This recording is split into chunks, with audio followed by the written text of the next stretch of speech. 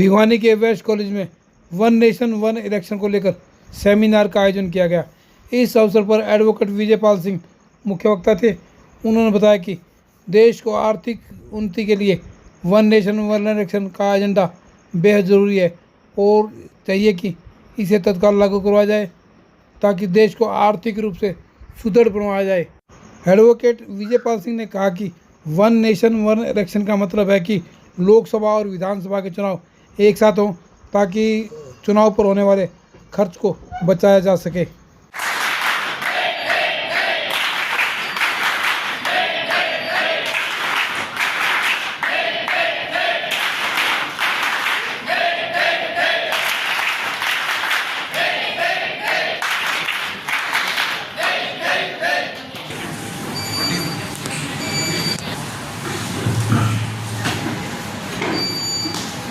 या देवी सर्वभूतेषु बुद्धिरूपेण संस्थिता नमस्तस्य नमस्तस्य नमस्तस्य नमो नमः। To our keynote speaker, Advocate Vijay Pal Singh ji, Honorable Shri Shiv Ratan Gupta ji, Honorable Dr. Vinod Anshal ji, Honorable Pawan Bhavaniwala ji, esteemed Principal Sir, Dr. Sanjay Kumar। कहाँ से आप? मैं सफीदों से। अच्छा आप बताया था। हाँ नमस्कार। अच्छा किनके यहाँ? ये सत्यनारायण जी मित्तल है ना? हाँ आज उनकी मैसेज एक्सपायर हो आज एक्सपायर, कल एक्सपायर हुई थी। हाँ आज संस्कार है उनका। आज संस्कार। हाँ अच्छा आप पहले बताते ना विशेष। जिस तरह से भी लोगों की भावना बने उस प्रकार से इसकी क्रियान्विति हो। जिस तरह से भी लोगों की भावना बने उस प्रकार से इसकी क्रियान्विति हो।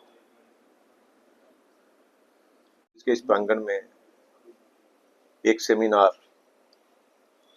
आयोजित किया गया जिसके अंदर वन नेशन वन इलेक्शन के मुख्य वक्ता के नाते मुझे बोलने का अवसर मिला। इस अवसर पर एक ही बात कहूँगा, वन नेशन वन इलेक्शन का अगर सरल शब्दों में बात रखूं, लोकसभा और विधानसभा के चुनाव एक साथ। देखने में ये आया है कि अलग अलग चुनाव होने से इस देश के अंदर, जैसे हरियाणा ने तो पिछले 8 महीने में 3 चुनाव देख लिए, लोकसभा विधानसभा का चुनाव होगा तो इसमें कई तरह की गुणवत्ता आएगी। सबसे बड़ी बात तो ये है अपने जो खर्चा है करोड़ों रुपए के अंदर जो उसकी बचत होगी उसके अंदर 1.5% जीडीपी हमारे देश की बढ़ने वाली है। और प्रशासनिक गुणवत्ता आएगी। टीचर्स को, पुलिस को बार बार चुनाव के अंदर काम करना पड़ता है और इसके अंदर उस वजह से जो प्रशासनिक गुणवत्ता है उसके अंदर सुधार होगा। आदर्श आचार संहिता कई बार लगती है तो आपने कई बार देखा होगा कि आदर्श आचार संहिता की वजह से नायब सैनी जब इस प्रदेश के मुख्यमंत्री बने तो उनका काफी समय आदर्श आचार संहिता के बीच में ही गुजर गया ताकि विकास के लिए जितना समय मिलना चाहिए था नहीं मिला। और विकास इस देश के लिए आवश्यक है और सबके लिए आवश्यक है। निश्चित रूप से मैं अगर इस सरल शब्दों में एक बात कहूं कि एक देश एक चुनाव से किसी पार्टी को लाभ होगा नुकसान होगा मुझे इतना नहीं पता, लेकिन ये सबका अपना अपना आकलन है। लेकिन इससे सीधा सीधा देश को लाभ होने वाला है। ये देश हित के अंदर एक देश एक चुनाव है और इसका सबसे बड़ा कोई ये पहली बार नहीं होने वाला। 1952, 57, 62, 67 के अंदर भी देश के अंदर एक साथ चुनाव हुए और हरियाणा के अंदर तो 1991 और 1996 के अंदर लोकसभा और विधानसभा के चुनाव भी एक साथ हो चुके हैं। और हरियाणा तो एक ऐसा स्टेट है जिसका पार्लियामेंट के बीच में 3-4 महीने का ही गैप है। तो हरियाणा की जनता को तो इसका सीधा सीधा लाभ मिलेगा।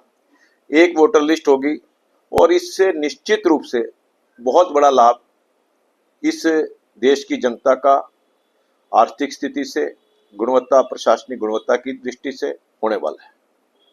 सरल शब्दों में जैसे मैंने पहले ही कहा कि एक देश एक चुनाव का मतलब लोकसभा विधानसभा का चुनाव। इससे पहले रामनाथ कोविंद जो पूर्व राष्ट्रपति जी थे उनकी अध्यक्षता में एक कमेटी बनाई गई, हाई पावर कमेटी। उन्होंने विधि आयोग, अन्य सुप्रीम कोर्ट के जजेस और काफी संस्थाओं से विचार विमर्श करने के बाद एक रिपोर्ट सौंपी और 129वां संविधान संशोधन के तहत ये बिल रखा गया और अब ये जेपीसी के अंदर ये बिल पेंडिंग है और जनता की राय अलग अलग जगह से इसके लिए आ रही है।